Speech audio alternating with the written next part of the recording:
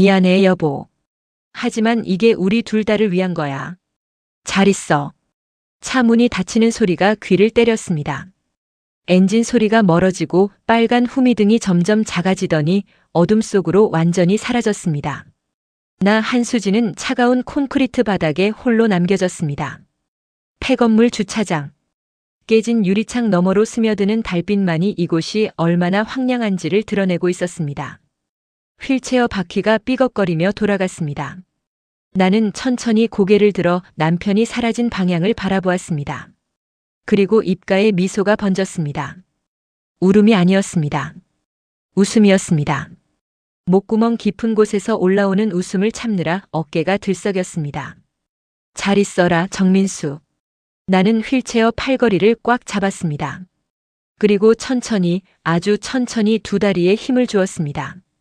무릎이 펴졌습니다. 허벅지 근육이 긴장했습니다. 그리고 마침내 나는 일어섰습니다. 온전히 내 두 발로. 당신이 착각한 게 하나 있어.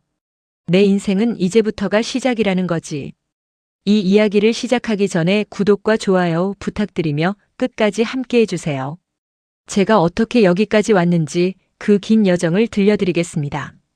폐건물 주차장의 공기는 썩은 물과 곰팡이 냄새로 가득했습니다. 깨진 형광등이 천장에 매달려 바람에 흔들리고 있었습니다. 이곳은 10년 전 부도가 난 쇼핑몰 건물로 지금은 아무도 찾지 않는 유령 건물이었습니다.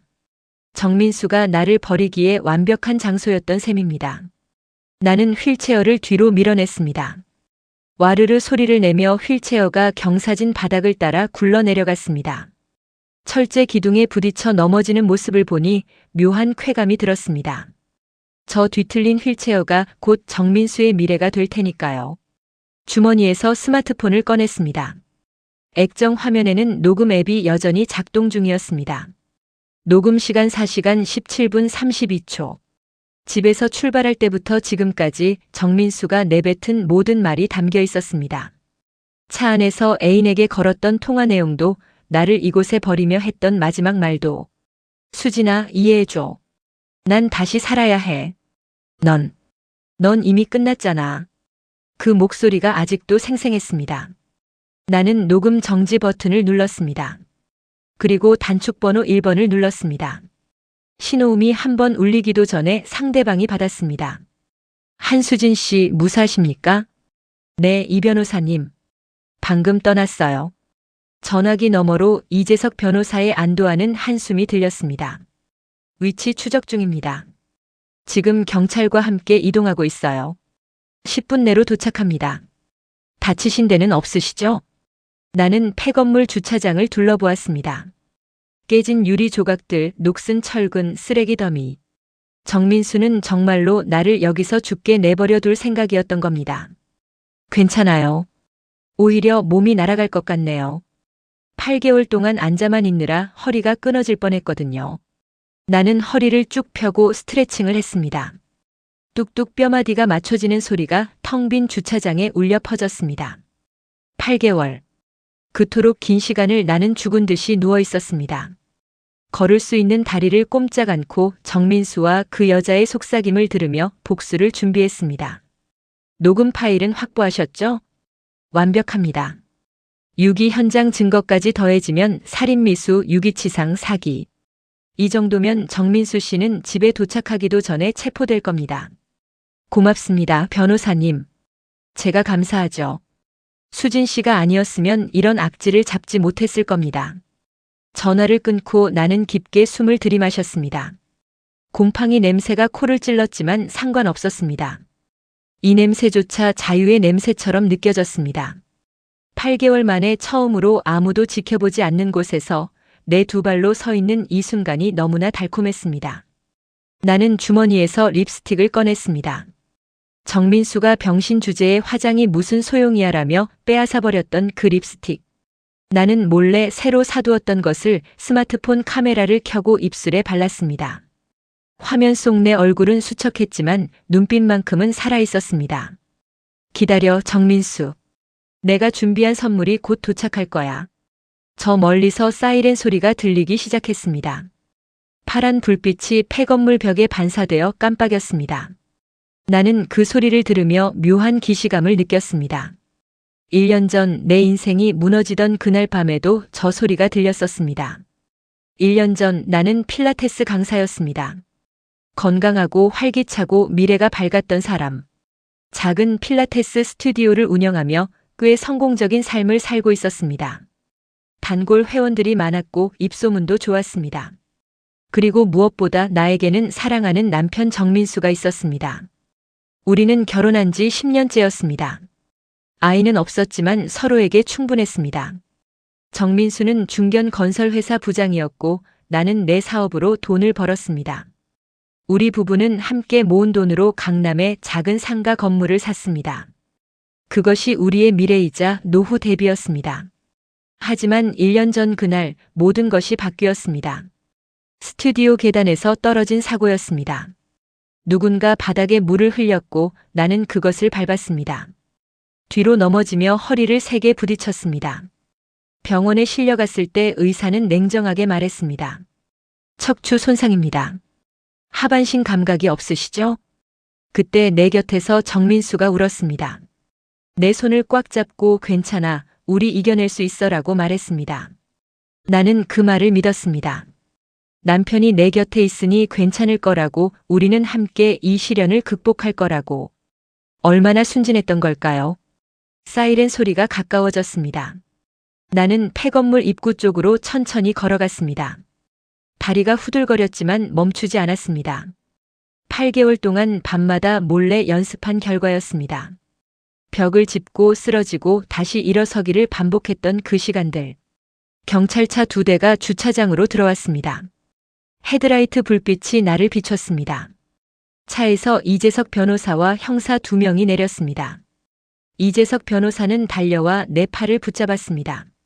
한수진 씨, 정말 무사하셨군요. 물론이죠. 저 인간 계획대로 되게 놔둘 순 없잖아요. 형사들이 놀란 눈으로 나를 바라보았습니다. 휠체어는 저 멀리 넘어져 있고 나는 멀쩡히 2발로 서 있었으니까요. 한수진 씨, 지금 걸으실 수 있으신 겁니까? 네. 8개월 전부터요. 하지만 남편은 몰랐죠. 알면 안 됐거든요. 형사는 고개를 끄덕이며 수첩을 꺼냈습니다. 녹음 파일 받았습니다. 지금 바로 자택으로 이동해서 체포하겠습니다. 한수진 씨도 동행하시겠습니까? 나는 잠시 생각했습니다. 정민수의 얼굴을 다시 보고 싶었습니다. 내가 걸어 들어갈 때 그 인간이 지을 표정을 보고 싶었습니다. 네. 가겠습니다. 경찰차 뒷좌석에 앉았습니다. 따뜻한 히터 바람이 얼굴에 닿았습니다. 창밖으로 폐건물이 멀어져 갔습니다. 저 어둠 속에 8개월간 죽은 척 살았던 한수진을 버리고 갑니다. 이제부터 정민수를 만나러 가는 건 무력한 아내가 아닙니다. 지옥에서 돌아온 심판자입니다. 출발합시다. 우리 남편한테 깜짝 선물 전해주러요. 경찰차가 사이렌을 울리며 도심으로 향했습니다. 1년 전 나를 병원으로 데려갔던 그 사이렌이 오늘은 정민수를 감옥으로 데려갈 장송곡처럼 들렸습니다. 기다려 여보. 당신이 내게 선물한 그 지옥, 이자 붙여서 돌려줄게. 1년 전 그날 아침은 평범했습니다. 아니, 오히려 행복했습니다. 나는 새벽 6시에 일어나 스튜디오로 향했습니다. 오전 첫 수업은 7시였고 단골 회원 5명이 예약되어 있었습니다. 모두 직장인들이라 출근 전 운동을 선호했습니다. 수진쌤, 오늘 제 골반 좀 봐주세요. 자꾸 틀어지는 것 같아요. 그럼요, 박 선생님. 오늘 골반 교정 집중적으로 할게요. 수업은 순조로웠습니다. 음악에 맞춰 동작을 지도하고 회원들의 자세를 하나하나 교정해줬습니다. 이 일을 시작한 지 8년째 나는 내 일을 사랑했습니다.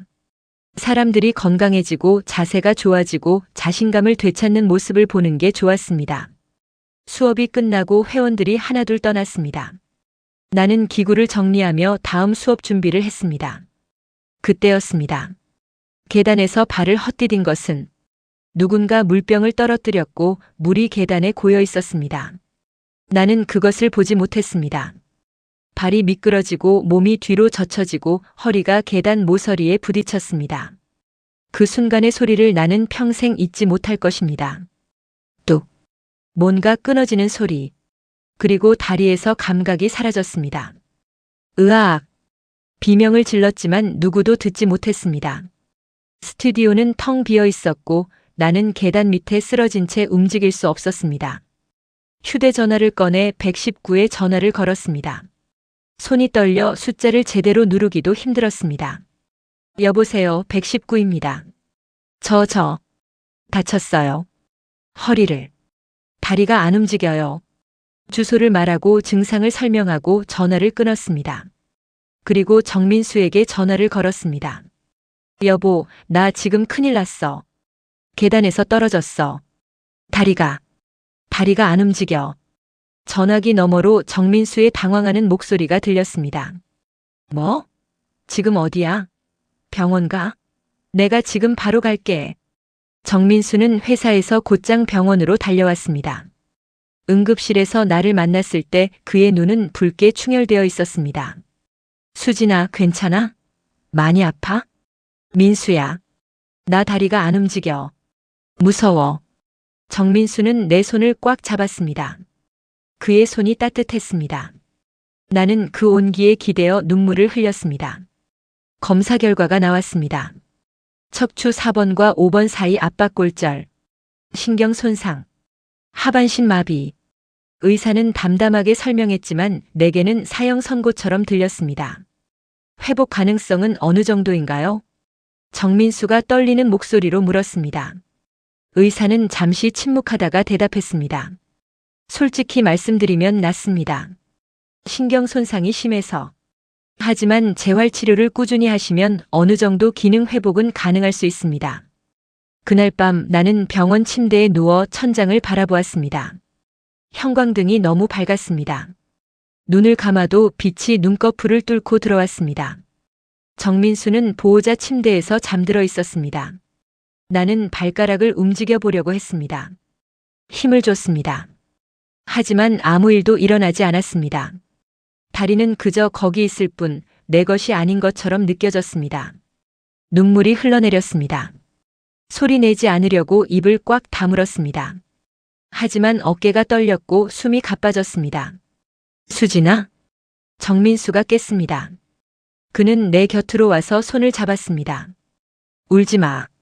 우리 이겨낼 수 있어. 내가 평생 당신 다리가 되어줄게. 약속해. 그 말이 진심이라고 믿었습니다. 그때는 병원 생활이 시작되었습니다. 재활치료가 시작되었습니다. 물리치료사는 친절했지만 치료는 고통스러웠습니다. 움직이지 않는 다리를 억지로 움직이고 감각 없는 근육을 자극하고 희망 없는 노력을 반복했습니다. 정민수는 매일 병원에 왔습니다. 퇴근 후에는 반드시 들렀고 주말에는 하루 종일 함께 있었습니다. 밥을 먹여주고 책을 읽어주고 미래에 대해 이야기했습니다. 수진아, 우리 낳으면 여행 가자. 유럽 한 달 살기 어때? 휠체어 타고. 그럼 어때? 휠체어 타고도 갈 수 있는 데 많아. 그의 밝은 목소리가 나를 조금씩 살렸습니다. 나는 다시 희망을 가지기 시작했습니다. 비록 걸을 수는 없어도 정민수와 함께라면 살아갈 수 있을 것 같았습니다. 석 달이 지났습니다. 재활병원으로 옮겼습니다. 그곳에서 본격적인 재활치료가 시작되었습니다. 매일 서너 시간씩 치료를 받았습니다. 팔 근육을 키우고 휠체어 사용법을 배우고 일상생활 동작을 연습했습니다. 정민수의 방문 횟수가 조금씩 줄어들기 시작한 것도 그 즈음이었습니다. 처음에는 매일 왔지만 이제는 이틀에 한 번, 사흘에 한 번으로 바뀌었습니다. 미안해, 수진아. 회사 일이 바빠서. 괜찮아. 당신도 힘들 텐데. 나는 이해한다고 말했습니다. 실제로도 이해했습니다. 남편도 지칠 수 있다고, 자기 생활도 있다고, 매일 병원에 올 수는 없다고. 하지만 마음 한구석에서는 불안이 자라나고 있었습니다. 정민수의 눈빛이 예전과 달라 보였습니다. 나를 볼 때 연민 같은 것이 보였습니다. 사랑이 아니라 동정. 그것을 느낄 때마다 가슴이 무너졌습니다. 그리고 정확히 8개월 전 비 오는 그날 밤 모든 것이 바뀌었습니다. 그날은 유난히 비가 많이 내렸습니다. 천둥 소리에 잠에서 깼습니다. 시계를 보니 새벽 2시였습니다. 병실은 어두웠고 보호자 침대는 비어 있었습니다. 발끝이 간질거렸습니다. 처음에는 착각인 줄 알았습니다. 1년 가까이 아무 감각이 없었으니까요. 하지만 분명했습니다. 오른쪽 엄지발가락이 간질거렸습니다. 심장이 미친 듯이 뛰기 시작했습니다. 나는 이불을 걷어내고 발을 내려다봤습니다. 그리고 힘을 줬습니다. 꿈틀. 발가락이 움직였습니다. 아주 조금 하지만 분명히 움직였습니다. 아! 신음이 새어나왔습니다. 기적이었습니다. 의사도 포기했던 신경이 살아나고 있었습니다. 나는 소리를 지르고 싶었습니다. 정민수를 깨워서 이 기쁨을 나누고 싶었습니다. 하지만 보호자 침대는 비어 있었습니다. 나는 휠체어로 옮겨 탔습니다. 병실 문을 조심스럽게 열었습니다. 복도는 조용했습니다. 간호사 스테이션 쪽에서 희미한 불빛이 보였습니다. 복도 끝 휴게실에서 목소리가 들렸습니다. 정민수의 목소리였습니다. 응, 자기야. 나야. 낯선 톤이었습니다. 나에게는 한 번도 쓰지 않았던 달콤하고 부드러운 목소리. 나는 휠체어를 멈췄습니다. 복도 구석에 몸을 숨기고 귀를 기울였습니다. 걱정 마. 의사가 그러는데 평생 못 일어난대. 그냥 저 상태로 살다가 죽는 거야. 심장이 얼어붙었습니다. 재산? 다 정리 중이야. 상가 건물이 문제인데 공동명의라서. 수진이 도장만 있으면 돼. 그것만 찾으면 바로 처리할 수 있어. 숨이 막혔습니다. 냄새? 응, 진짜 지독해. 병원 냄새에 약 냄새까지. 옆에 있으면 토 나올 것 같아. 그래도 참아야지. 그 건물값이 얼마인데. 온몸이 얼음장이 되었습니다. 괜찮아, 유진아. 조금만 기다려. 다 정리되면 우리 다시 시작할 수 있어. 약속해. 유진. 그 이름을 나는 알고 있었습니다. 정민수 회사 후배. 28살. 예쁘고 똑똑하다고 정민수가 몇 번 언급했던 여자.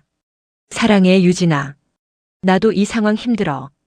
하지만 곧 끝날 거야. 조금만 참아줘. 전화가 끊어졌습니다. 정민수의 발걸음 소리가 가까워졌습니다. 나는 황급히 휠체어를 돌려 병실로 돌아갔습니다. 침대에 누워 눈을 감았습니다. 병실 문이 열렸습니다. 정민수가 들어와 보호자 침대에 누웠습니다. 곧 코 고는 소리가 들렸습니다. 나는 눈을 뜨고 천장을 바라보았습니다. 눈물이 흘러내렸습니다.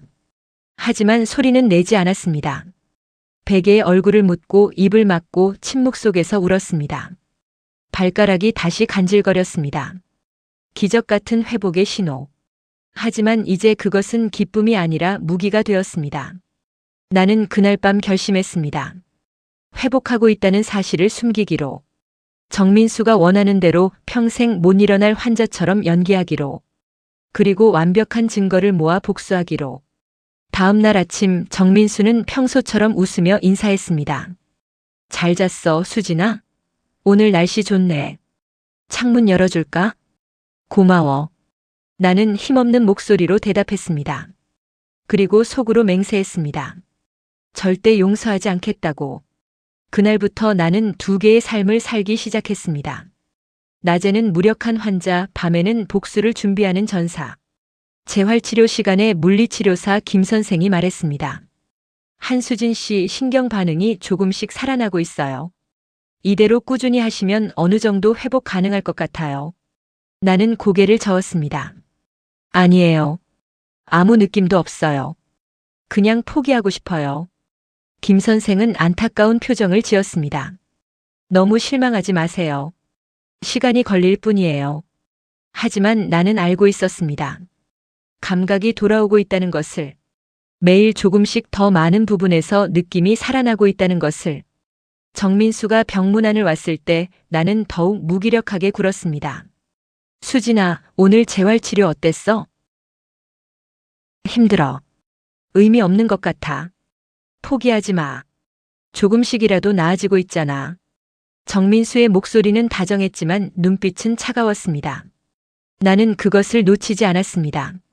저 인간은 내가 회복되는 것을 원하지 않습니다. 밤이 되면 나는 달라졌습니다.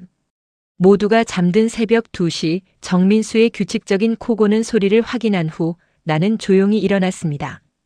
처음에는 침대에서 바닥으로 내려오는 것조차 힘들었습니다. 팔 힘만으로 몸을 끌어내리고 바닥을 기어다녔습니다. 땀이 비오듯 쏟아졌습니다. 하지만 포기하지 않았습니다. 벽을 짚고 일어서는 연습을 했습니다. 처음에는 30초도 버티지 못했습니다. 다리가 후들거리고 무릎이 꺾였습니다. 하지만 매일 밤 반복했습니다. 일주일이 지나자 1분을 버틸 수 있었습니다. 2주일이 지나자 벽을 짚고 몇 걸음 걸을 수 있었습니다. 한 달이 지나자 보조 없이도 서 있을 수 있었습니다. 그 과정에서 정민수의 비밀도 하나씩 캐냈습니다. 그가 잠든 사이 휴대전화를 확인했습니다. 유진과 주고받은 메시지들. 오빠 언제까지 기다려야 해요? 너무 힘들어요. 조금만 참아 유진아. 곧 다 정리돼. 그 여자 정말 못 걷는 거 맞아요? 연기하는 거 아니에요? 의사가 확인했어. 평생 휠체어 신세야. 걱정 마. 메시지를 읽으며 분노가 치밀었지만 표정을 유지했습니다. 모든 내용을 스크린샷으로 찍어 클라우드에 저장했습니다. 정민수의 서류 가방도 뒤졌습니다. 그 안에서 상가 건물 관련 서류를 발견했습니다.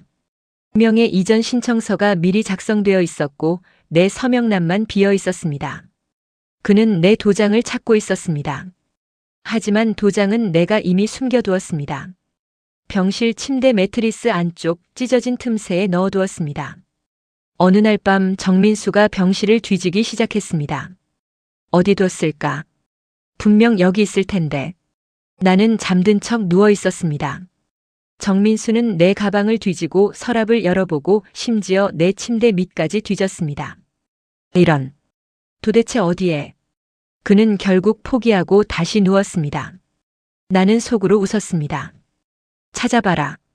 평생 찾아도 못 찾을 거다. 한 달쯤 지났을 때 정민수가 여자를 데려왔습니다. 수진아, 소개할 사람 있어. 내 회사 후배 유진이야. 간병 도우미로 와주기로 했어. 유진이 병실에 들어왔습니다. 28살 긴 머리 화사한 화장. 그녀는 나를 내려다보며 미소 지었습니다. 하지만 그 눈빛에는 경멸이 담겨 있었습니다. 안녕하세요, 언니. 제가 도와드릴게요. 고마워요. 나는 힘없이 대답했습니다. 유진은 정민수와 눈빛을 교환했습니다. 나는 모든 것을 보았습니다. 그날부터 유진은 자주 병실에 왔습니다. 겉으로는 친절했지만 정민수가 없을 때는 달랐습니다. 언니, 물 좀 드릴까요?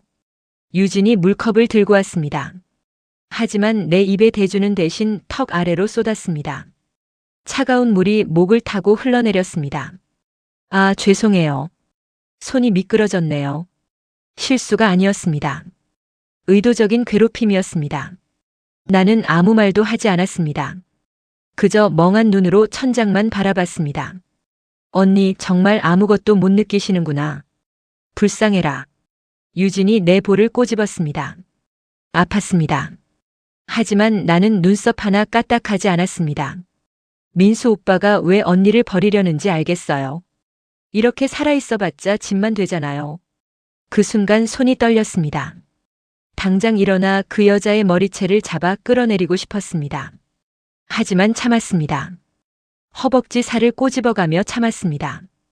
유진은 만족스러운 표정으로 돌아섰습니다. 곧 민수 오빠랑 여행 갈 거예요. 언니 없는 세상에서요.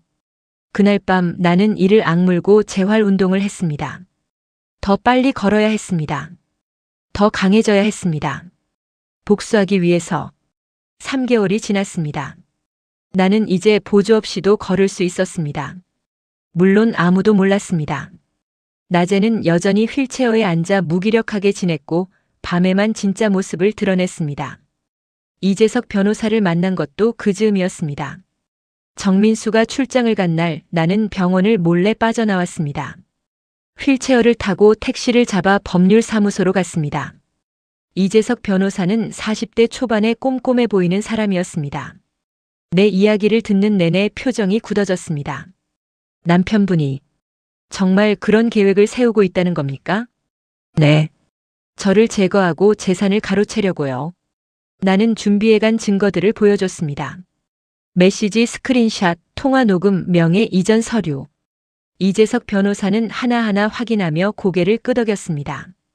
증거는 충분합니다. 하지만 결정적인 것이 하나 더 필요합니다. 뭔가요? 유기 현장을 잡아야 합니다. 실제로 한수진 씨를 버리는 순간을 증거로 확보해야 살인미수까지 적용할 수 있습니다. 나는 침을 삼켰습니다. 그럼 제가 실제로 버려져야 한다는 건가요? 네. 위험하지만 가장 확실한 방법입니다. 저희가 GPS 추적하고 경찰과 함께 즉시 출동하겠습니다. 나는 잠시 생각했습니다. 위험했습니다. 정민수가 정말로 나를 해칠 수도 있었습니다. 하지만 이것이 유일한 방법이었습니다. 하겠습니다.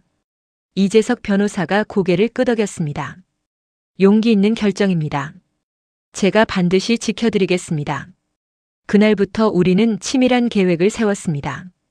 GPS 추적 장치를 내 휠체어에 부착했습니다. 녹음 앱을 설정했습니다. 경찰 출동 시스템을 준비했습니다. 그리고 2주일 전 정민수가 드디어 움직였습니다. 수진아, 다음 주 토요일에 드라이브 갈까? 공기 좋은 데 가서 바람 좀 쐬자. 심장이 쿵 내려앉았습니다. 드디어 그날이 온 것입니다. 좋아. 나는 힘없이 대답했습니다. 정민수는 만족스러운 표정을 지었습니다. 그날 밤 이재석 변호사에게 전화를 걸었습니다. 변호사님, 날짜가 확정됐습니다. 다음 주 토요일입니다. 알겠습니다. GPS 추적 장치 확인하셨죠? 녹음 앱도 테스트해 보세요. 네. 준비됐습니다. 한수진 씨, 마지막으로 한 번 더 물어보겠습니다. 정말 괜찮으시겠습니까? 나는 창밖을 바라보았습니다. 어둠 속에서 빛나는 별들이 보였습니다. 괜찮아요. 이게 마지막이니까요. 토요일이 밝았습니다. 맑은 날씨였습니다. 정민수는 아침 일찍 병실에 왔습니다. 준비됐어? 오늘 날씨 정말 좋다. 드라이브하기 딱이네. 응. 정민수는 나를 휠체어에 태웠습니다. 병원을 나서며 간호사들에게 손을 흔들었습니다. 다녀올게요. 저녁쯤 돌아올 거예요. 거짓말이었습니다. 정민수는 나를 돌려보낼 생각이 없었습니다. 차에 탔습니다. 정민수는 휠체어를 트렁크에 실었습니다. 그리고 운전석에 앉아 시동을 걸었습니다. 어디로 갈까? 바다 보고 싶어? 아무데나. 차가 출발했습니다. 나는 주머니 속 스마트폰의 녹음 버튼을 눌렀습니다. 이제부터 모든 것이 기록됩니다. 1시간쯤 달렸을 때 정민수의 휴대전화가 울렸습니다. 블루투스로 받았습니다. 응, 유진아. 나 지금 가는 중이야. 유진의 목소리가 차 안에 울려 퍼졌습니다. 오빠 정말 괜찮을까요? 나중에 문제되는 거 아니에요? 걱정 마. CCTV 없는 곳으로 가. 완벽해. 그래도 다 끝나면 우리 다시 시작할 수 있어. 조금만 참아. 통화가 끝났습니다. 나는 뒷좌석에서 조용히 듣고 있었습니다. 모든 것이 녹음되고 있었습니다. 차는 점점 외곽으로 향했습니다. 건물이 사라지고 나무가 늘어났습니다. 그리고 마침내 폐건물 단지에 도착했습니다. 여기 공기 정말 좋다. 잠깐 쉬었다 가자. 정민수가 차를 세웠습니다. 폐건물 주차장이었습니다. 아무도 없었습니다. 정민수는 내려서 뒷문을 열었습니다. 나를 휠체어에 태웠습니다. 수진아. 왜? 미안해. 그 순간 알았습니다. 이제 시작된다는 것을. 뭐가 미안한데? 정민수는 더 이상 말하지 않았습니다. 그는 휠체어를 밀어 주차장 안쪽으로 갔습니다. 그리고 멈췄습니다. 여기서. 잘 있어.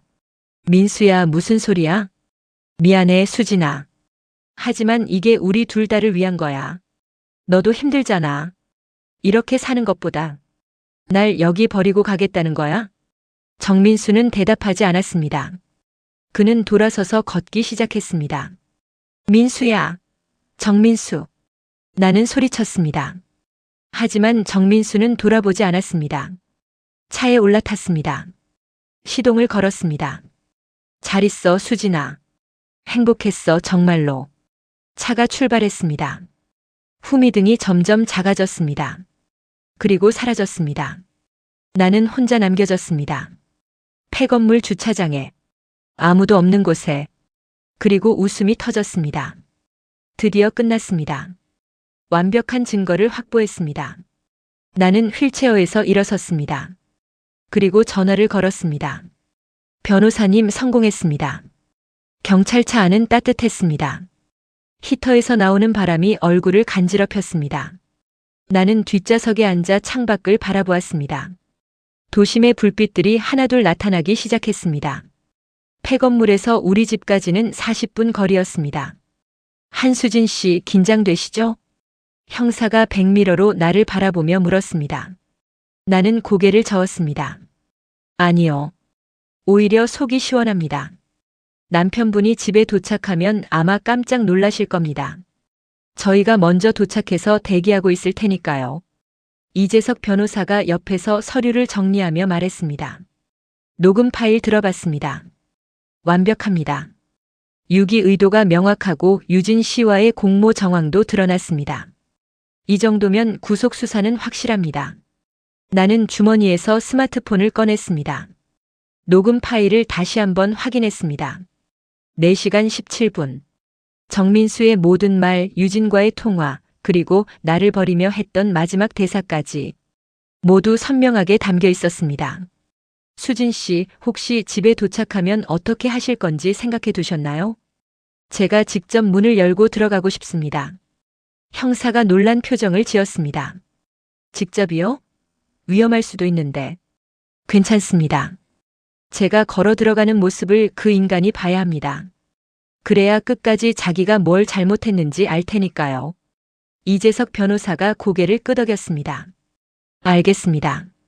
하지만 저희가 바로 뒤에서 대기하겠습니다. 차창 밖으로 익숙한 풍경이 지나갔습니다. 우리 동네 슈퍼, 자주 가던 카페, 필라테스 스튜디오가 있던 건물. 1년 전까지 나는 이 거리를 자유롭게 걸어 다녔습니다. 그리고 이제 다시 걸을 수 있게 되었습니다. 아파트 단지가 보였습니다. 경찰차가 지하 주차장으로 들어갔습니다. 우리 집 주차구역에 정민수의 차가 서 있었습니다. 도착한 지 얼마 안 된 것 같았습니다. 보닛에서 아직 열기가 느껴졌습니다. 저 차 보이시죠? 저희가 먼저 올라가서 대기하겠습니다. 한수진 씨는 3분 후에 올라오세요. 나는 차에서 내렸습니다. 지하 주차장에 차가운 공기가 폐부로 들어왔습니다. 형사들이 먼저 엘리베이터를 탔습니다. 나는 혼자 남아 심호흡을 했습니다. 3분이 영원처럼 길게 느껴졌습니다. 나는 주차장을 천천히 걸었습니다. 콘크리트 바닥을 밟는 발걸음 소리가 울렸습니다. 또각또각. 이 소리가 너무나 소중하게 느껴졌습니다. 엘리베이터를 탔습니다. 12층 버튼을 눌렀습니다. 거울에 비친 내 모습을 보았습니다. 여윈 얼굴, 창백한 피부. 하지만 눈빛만큼은 살아있었습니다. 12층에 도착했습니다. 복도는 조용했습니다. 우리 집 현관문 앞에 형사 2명이 숨어 기다리고 있었습니다. 나는 그들에게 고개를 끄덕였습니다. 초인종을 누르지 않았습니다. 대신 비밀번호를 눌렀습니다. 삐삐삐. 도어락이 열리는 소리. 문을 열었습니다. 현관에서부터 샴페인 냄새가 났습니다. 거실에서 웃음소리가 들렸습니다. 정민수의 목소리, 그리고 유진의 목소리. 오빠, 진짜 해냈네요. 이제 우리 자유예요. 그래. 드디어 끝났어. 잔을 부딪히는 소리가 들렸습니다. 나는 천천히 신발을 벗었습니다. 그리고 복도를 걸어갔습니다. 또각또각. 내 발걸음 소리가 복도에 울렸습니다. 거실 입구에 섰습니다. 정민수와 유진이 소파에 앉아 샴페인을 마시고 있었습니다. 테이블 위에는 치킨과 피자가 놓여 있었습니다. 마치 축제 같았습니다. 내 죽음을 축하하는 파티. 누구? 유진이 먼저 나를 봤습니다. 그녀의 얼굴이 하얗게 질렸습니다. 손에 들고 있던 샴페인 잔이 바닥에 떨어졌습니다. 쨍그랑. 유리가 깨지는 소리가 거실에 울렸습니다. 정민수가 돌아봤습니다. 수진아? 그의 입이 떡 벌어졌습니다.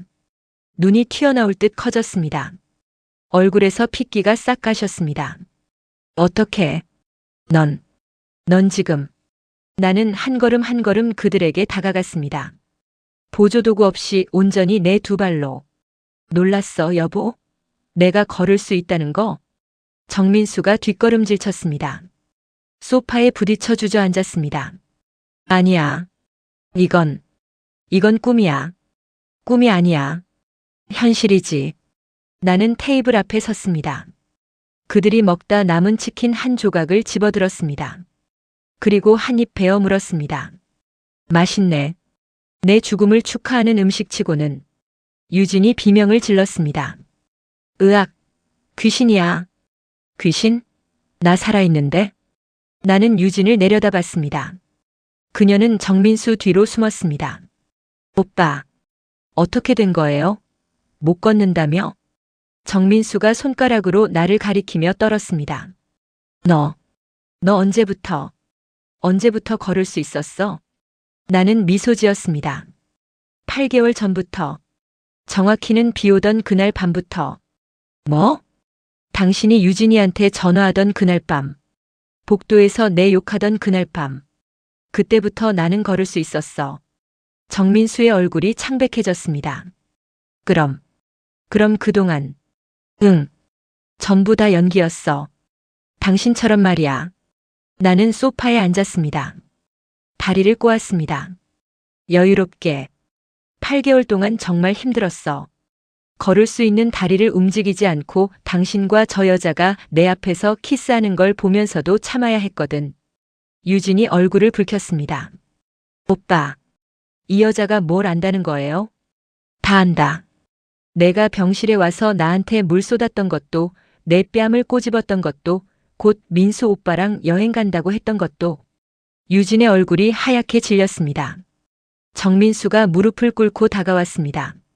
수진아, 미안해. 내가 미쳤었어. 정신이 나갔던 거야. 미쳤다고? 8개월 동안 치밀하게 계획을 세운 게 미친 거야? 나는 주머니에서 스마트폰을 꺼냈습니다. 이거 알아? 오늘 차 안에서 유진이랑 통화한 거 다 녹음돼 있어. 완벽해. CCTV 없는 곳으로 간다. 다 끝나면 우리 다시 시작할 수 있어. 전부 다. 정민수가 손을 뻗었습니다. 수진아, 제발. 그거 지워줘. 응? 내가 잘못했어. 다시는 안 그럴게. 늦었어. 나는 일어섰습니다. 그리고 현관 쪽을 향해 손짓했습니다. 들어오세요. 형사 2명과 이재석 변호사가 거실로 들어왔습니다. 정민수와 유진의 얼굴이 완전히 하얗게 변했습니다. 정민수 씨, 강유진 씨. 살인미수, 유기치상, 사기 및 횡령 혐의로 긴급 체포합니다. 형사가 수갑을 꺼냈습니다. 정민수가 바닥을 기며 내 발을 잡았습니다. 수진아, 제발. 우리 10년을 함께 산 사이잖아. 한 번만 용서해줘. 나는 그의 손을 발로 밀어냈습니다. 10년을 함께 산 사람이 나를 폐건물에 버렸어. 용서? 그런 게 필요한 건 당신이야. 유진이 울먹이며 소리쳤습니다. 언니, 저는 오빠가 시킨 대로 한 것뿐이에요. 저는 아무것도 몰랐어요. 거짓말. 내가 나한테 한 것들 다 기억해. 증거도 있어. 형사들이 두 사람에게 수갑을 채웠습니다. 찰칵. 차가운 금속 소리가 거실에 울렸습니다. 정민수가 끌려나가면서도 계속 소리쳤습니다. 수진아, 수진아. 하지만 나는 돌아보지 않았습니다. 그저 창가에 서서 밤하늘을 바라봤습니다. 문이 닫혔습니다. 거실이 조용해졌습니다. 이재석 변호사가 다가왔습니다. 수고하셨습니다. 정말 대단하십니다. 아직 끝난 게 아니에요. 재판이 남았잖아요. 걱정 마세요. 증거가 완벽합니다. 반드시 이길 겁니다. 나는 고개를 끄덕였습니다. 그리고 소파에 털썩 주저앉았습니다. 긴장이 풀리니 온몸에서 힘이 빠졌습니다. 변호사님, 이제 뭘 해야 하죠? 일단 경찰서 가서 진술하셔야 합니다. 그리고 재산 관련 서류들 정리하고요. 재산. 나는 거실을 둘러봤습니다. 이 집 상가 건물 모든 것이 내 이름으로 되어 있었습니다. 정민수가 빼앗으려 했던 것들. 정민수 씨가 빼돌린 돈도 추적 중입니다. 전부 회수할 수 있을 겁니다. 나는 깊게 숨을 들이쉬었습니다. 이제 진짜 새로운 시작이었습니다. 2주일 후 첫 공판이 열렸습니다. 나는 검은색 정장을 입고 법원에 갔습니다. 거울을 보니 낯선 사람이 서 있었습니다. 수척하지만 강인한 눈빛의 여자. 법원 입구에서 기자들이 몰려들었습니다. 한수진 씨, 소감 한 말씀 해주세요. 남편을 용서할 생각은 없으신가요? 나는 아무 대답도 하지 않고 법원 안으로 들어갔습니다. 이재석 변호사가 옆에서 길을 열어줬습니다. 긴장되시죠? 아니요. 오히려 후련합니다. 법정 안은 사람들로 가득했습니다. 방청객들, 기자들, 그리고 피고인석에 앉아있는 정민수와 유진. 정민수는 수갑을 찬 채 고개를 숙이고 있었습니다. 유진은 눈이 퉁퉁 부어 있었습니다. 나와 눈이 마주치자 황급히 고개를 돌렸습니다. 기립. 재판장이 들어왔습니다. 나는 일어섰습니다. 내 두 발로. 착석하십시오. 재판이 시작되었습니다. 검사가 기소 내용을 낭독했습니다.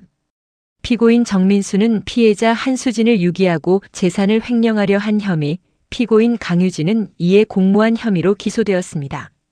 정민수의 변호사가 일어섰습니다. 재판장님, 피고인은 일시적인 정신적 혼란 상태에서 잘못된 판단을 한 것입니다. 깊이 반성하고 있으며 나는 코웃음을 쳤습니다. 일시적인 혼란? 8개월 동안 치밀하게 계획한 것이? 검사가 증거를 제출했습니다. 녹음 파일을 재생하겠습니다. 스피커에서 정민수의 목소리가 흘러나왔습니다. 완벽해. CCTV 없는 곳으로 가. 다 끝나면 우리 다시 시작할 수 있어. 법정이 술렁였습니다. 정민수는 고개를 더 숙였습니다. 이어서 내가 촬영한 메시지 스크린샷들이 화면에 떴습니다. 정민수와 유진이 주고받은 내용들. 그 여자 정말 못 걷는 거 맞아요? 의사가 확인했어. 평생 휠체어 신세야. 유진이 흐느끼기 시작했습니다. 하지만 누구도 동정하지 않았습니다. 피해자 한수진 씨 증언하십시오. 나는 증인석으로 걸어갔습니다. 보조도구 없이 당당하게. 방청객들이 숨을 죽였습니다. 한수진 씨, 피고인과의 관계를 설명해 주시겠습니까? 결혼 10년 차 부부였습니다. 1년 전 사고로 하반신 마비가 되었고 그때부터 상황이 변했습니다. 어떻게 변했습니까? 남편은 겉으로는 헌신적이었습니다. 하지만 실제로는 제 재산을 노리고 있었습니다. 나는 그날 밤 복도에서 들었던 통화 내용을 설명했습니다. 정민수가 유진에게 했던 말들, 재산을 빼돌리려던 계획들.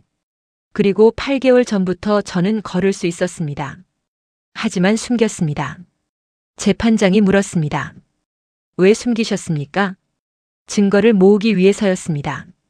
남편이 정말로 저를 버릴 것인지 제 재산을 빼앗을 것인지 확인하고 싶었습니다.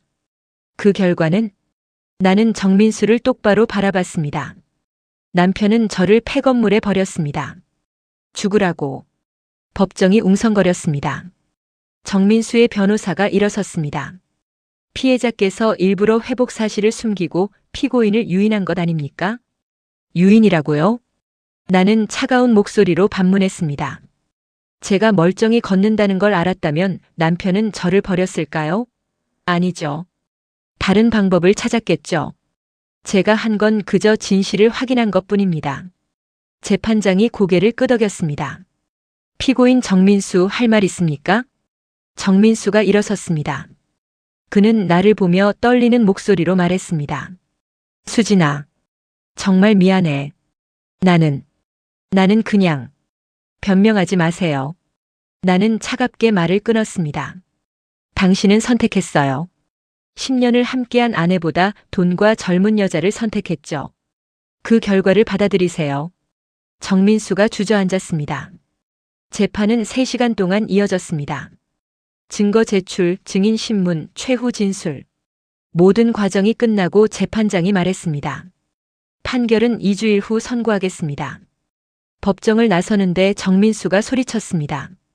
수진아, 나 정말 미안해. 나는 돌아보지 않았습니다. 이 주일이 빠르게 지나갔습니다. 나는 그 시간 동안 재활치료를 계속했습니다. 이제는 보조 없이도 1시간 이상 걸을 수 있었습니다. 의사들은 기적이라고 했습니다. 한수진 씨의 회복 속도는 정말 놀랍습니다. 의지가 대단하시네요. 의지라기보다는 목표가 있었어요. 선고일이 밝았습니다. 나는 다시 법원에 갔습니다. 이번에는 혼자였습니다. 이재석 변호사가 먼저 와 있었습니다. 준비되셨습니까? 네. 법정에 들어섰습니다. 정민수와 유진이 이미 앉아 있었습니다. 두 사람 모두 초췌해 보였습니다. 재판장이 들어왔습니다. 피고인 정민수, 강유진에 대한 판결을 선고하겠습니다. 법정이 조용해졌습니다. 피고인 정민수는 배우자를 유기하고 살해하려 한 혐의, 재산 횡령 미수 혐의가 모두 인정됩니다. 정민수가 몸을 떨었습니다. 피고인의 범행은 계획적이고 악질적이며 반성의 기미가 보이지 않습니다. 따라서 징역 5년을 선고합니다. 5년. 정민수가 중얼거렸습니다. 피고인 강유진은 공모 혐의가 인정되나 주도적 역할은 아니었음을 고려하여 징역 2년 집행유예 3년을 선고합니다. 유진이 안도의 한숨을 쉬었습니다. 또한 피고인들은 연대하여 피해자에게 위자료 3억 원을 배상하라. 방망이가 내려쳤습니다. 이상 선고를 마칩니다. 끝났습니다. 정말로 끝났습니다. 정민수가 끌려나가면서 나를 봤습니다. 하지만 이번에는 소리치지 않았습니다. 그저 깊은 후회가 담긴 눈빛으로 바라볼 뿐이었습니다. 법정을 나서는데 기자들이 몰려들었습니다. 한수진 씨, 소감 한 말씀. 나는 멈춰 섰습니다. 그리고 처음으로 카메라를 똑바로 바라봤습니다. 제가 이 자리에 서기까지 1년이 걸렸습니다. 그 시간 동안 배신당하고 버려지고 무시당했습니다. 목소리가 떨렸지만 계속했습니다. 하지만 포기하지 않았습니다. 왜냐하면 저는 제 인생의 주인이니까요. 누가 뭐래도 제 운명은 제가 결정합니다. 기자들이 박수를 쳤습니다. 법원을 나섰습니다. 가을 햇살이 따뜻했습니다. 이재석 변호사가 다가왔습니다. 축하드립니다, 한수진 씨. 고맙습니다, 변호사님. 변호사님 없었으면 불가능했을 거예요. 아닙니다. 수진 씨의 용기가 만든 결과입니다. 우리는 악수를 나눴습니다. 이제 뭐 하실 건가요? 나는 하늘을 올려다봤습니다. 다시 시작하려고요. 제 인생을요. 판결 후 한 달이 지났습니다. 나는 그 시간 동안 재산을 정리했습니다. 상가 건물은 여전히 4명이었고 정민수가 빼돌린 돈도 대부분 회수했습니다. 필라테스 스튜디오도 다시 열었습니다. 문을 열던 날 예전 단골 회원들이 찾아왔습니다. 선생님, 다시 보니 정말 반가워요. 많이 힘드셨죠? 그래도 이겨내셨네요. 고맙습니다. 여러분 덕분에 힘낼 수 있었어요. 첫 수업을 시작했습니다. 몸은 아직 예전만큼 유연하지 않았지만 괜찮았습니다. 조금씩 회복하면 되니까. 자, 호흡에 집중하세요. 천천히 깊게. 음악에 맞춰 동작을 지도했습니다. 익숙한 동작들, 익숙한 공간. 하지만 모든 것이 새롭게 느껴졌습니다. 수업이 끝나고 회원들이 하나둘 떠났습니다. 나는 스튜디오를 정리하며 창밖을 바라봤습니다. 1년 전 나는 이 계단에서 떨어졌습니다. 그리고 모든 것이 무너졌습니다. 하지만 이제는 다시 서 있습니다. 더 강하게, 더 단단하게. 저녁에 집에 돌아왔습니다. 빈 거실이 조용했습니다. 정민수가 없는 이 공간이 처음에는 낯설었습니다. 하지만 이제는 편안합니다. 나는 거실 벽에 걸린 결혼 사진을 내렸습니다. 대신 필라테스 강사 자격증을 받던 날 찍은 사진을 걸었습니다. 혼자 웃고 있는 내 모습. 이제부터 이게 내 인생이야. 다음 날 이재석 변호사에게서 전화가 왔습니다. 수진 씨, 정민수 씨 측에서 면회 요청이 왔습니다. 심장이 덜컥 내려앉았습니다. 면회요? 네. 만나실 건가요? 나는 잠시 망설였습니다. 정민수를 다시 볼 필요가 있을까? 하지만 문득 궁금해졌습니다. 그 인간이 지금 무슨 생각을 하고 있을지. 만나겠습니다. 일주일 후 나는 교도소에 갔습니다. 면회실은 차가웠습니다. 아크릴 칸막이 너머로 정민수가 앉아 있었습니다. 수척해진 얼굴, 깎은 머리. 그는 완전히 다른 사람처럼 보였습니다. 수진아, 할 말이 뭐예요? 정민수는 한참 동안 입을 열지 못했습니다. 그러다 작은 목소리로 말했습니다. 미안해. 그게 다예요? 응. 그게 다야. 다른 말은 할 자격이 없어. 나는 정민수를 바라봤습니다. 한때 사랑했던 사람. 10년을 함께한 사람. 하지만 이제는 낯선 사람. 저도 할 말 있어요. 뭔데? 당신 때문에 힘들었어요. 정말 죽고 싶을 만큼. 정민수가 고개를 숙였습니다. 하지만 동시에 감사해요. 뭐? 정민수가 놀란 얼굴로 나를 봤습니다. 당신이 저를 버렸기 때문에 저는 다시 일어설 수 있었어요. 더 강한 사람이 될 수 있었고요. 나는 일어섰습니다. 이제 끝이에요, 정민수 씨. 5년 후에 나오시면 잘 사세요. 저는 이미 제 길을 가고 있을 테니까. 수진아. 나는 돌아서서 면회실을 나왔습니다. 뒤에서 정민수가 뭐라 말하는 것 같았지만 듣지 않았습니다. 교도소 밖으로 나오니 햇살이 눈부셨습니다. 이제 진짜 끝입니다. 6개월이 흘렀습니다. 계절이 바뀌고 봄이 왔습니다. 필라테스 스튜디오는 번창했습니다. 회원이 늘어나 강사를 한 명 더 고용했습니다. 젊고 열정적인 여자였습니다. 선생님 정말 존경해요. 어떻게 그 모든 걸 이겨내셨어요? 포기하지 않았어요. 그게 전부예요. 어느 날 예전 병원 물리치료사 김 선생이 찾아왔습니다. 수진 씨, 정말 오래간만이에요. 김 선생님, 어떻게 오셨어요? 소식 들었어요. 스튜디오 다시 열었다고. 축하해요. 우리는 카페에 앉아 이야기를 나눴습니다. 수진 씨 회복 속도가 정말 놀라웠어요. 의학적으로 설명이 안 되는 수준이었죠. 의지가 강했나 봐요. 의지만으로는 불가능한 일이에요. 수진 씨한테는 뭔가 특별한 게 있었어요. 나는 미소 지었습니다. 목표가 있었어요. 반드시 이루고 싶은 것이. 그날 저녁 집에 돌아와 거울을 봤습니다. 건강해진 얼굴, 밝아진 표정. 1년 전과는 완전히 다른 사람이었습니다. 잘했어, 한수진. 나는 스스로에게 말했습니다. 베란다에 나가 밤하늘을 올려다봤습니다. 별이 빛나고 있었습니다. 1년 전 그날 밤 폐건물 주차장에서 나는 다짐했습니다. 절대 포기하지 않겠다고. 내 인생을 되찾겠다고. 그리고 해냈습니다. 정민수는 감옥에 있고 유진은 다른 도시로 떠났습니다. 나는 여기 내 자리에서 새로운 삶을 살고 있습니다. 완벽하지는 않습니다. 여전히 힘든 날도 있고 외로운 밤도 있습니다. 하지만 괜찮습니다. 이제 나는 혼자가 아니라는 것을 압니다. 휴대전화가 울렸습니다. 모르는 번호였습니다. 여보세요? 한수진 선생님이신가요? 저는 방송국 PD인데요. 선생님 이야기를 다큐멘터리로 만들고 싶습니다. 다큐멘터리요? 네. 역경을 이겨낸 사람들의 이야기를 담는 프로그램인데 선생님 사연이 정말 인상 깊었어요. 나는 잠시 생각했습니다. 해볼게요. 제 이야기가 누군가에게 도움이 된다면. 전화를 끊고 다시 밤하늘을 봤습니다. 내 이야기. 배신당하고 버려졌지만 다시 일어선 이야기. 이것이 누군가에게 희망이 될 수 있다면. 나는 미소 지었습니다. 여러분, 제 이야기 어떠셨나요? 나는 하늘을 향해 조용히 물었습니다. 만약 여러분이 저와 같은 상황이었다면 어떻게 하셨을까요? 포기하셨을까요? 아니면 싸우셨을까요? 바람이 불어왔습니다. 따뜻한 봄바람이었습니다. 저는 싸우기로 했어요. 그리고 이겼습니다. 나는 창문을 닫고 안으로 들어왔습니다. 책상 위에 내일 일정표가 놓여 있었습니다.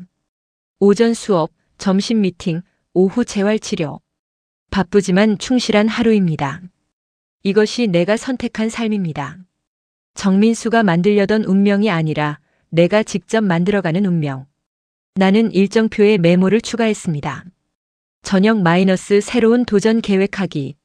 항상 앞으로 나아가야 합니다. 멈추면 안 됩니다. 침대에 누웠습니다. 편안했습니다. 잘자 한수진. 내일도 화이팅. 눈을 감았습니다. 악몽은 더 이상 없었습니다. 대신 꿈을 꿨습니다. 밝은 미래의 꿈을. 오늘의 이야기는 여기까지입니다. 끝까지 함께 해주셔서 감사드립니다. 구독과 좋아요 눌러주시면 더 많은 인생 사연을 만나보실 수 있습니다. 여러분의 인생도 여러분이 만들어 가시길 바랍니다.